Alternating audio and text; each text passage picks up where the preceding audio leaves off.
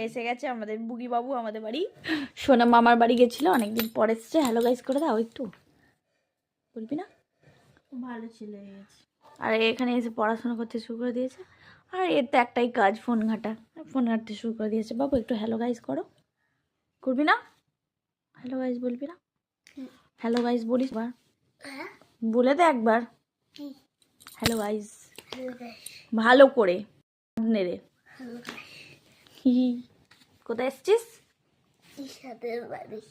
তিশাদের বাড়ি না শুভদের বাড়ি? তিশাদের।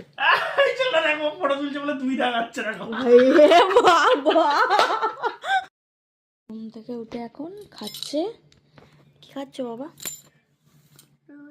ভালো করে বলো, কি খাচ্ছ? হ্যাঁ কেন? প্রচণ্ড সর্দি করেছে, সর্দিতে পুরো হাঁসফাঁস করছে। এবার বাড়ি চলে যাবে, সন্ধেই হয়ে গেছে।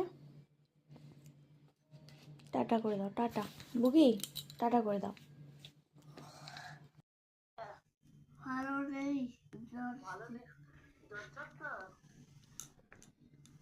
বলছে যে বলছি আজ সোয়েটারটা পরে দি, বাড়ি যাবি তো? বলছে বাড়ি আজকে যাবো না, কালকে যাবো। আর সোয়েটার এখন পরবো না, একটু পরে পরবো। তাহলে তোর মাকে বল ফোন করে, যেটা তোমাকে বলছে বল। বিছানায় শুয়ে শুয়ে ঝাড়বি। বল না না,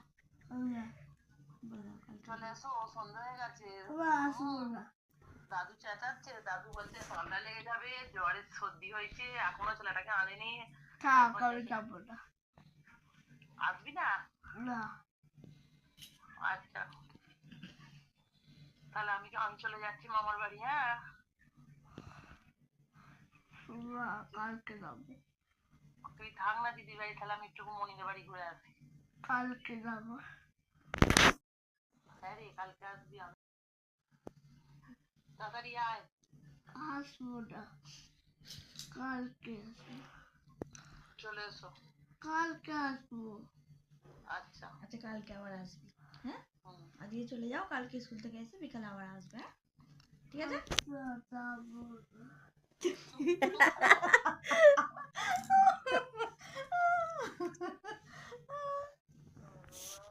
তাহলে থাক, আমি অনেকটা ঠান্ডা পড়ে যাচ্ছে, ভালো করে নাক ফাক ভালো করে ই করে দেবে। হ্যাঁ চাই না, আমি কি সোয়েটার পরতে চাই না।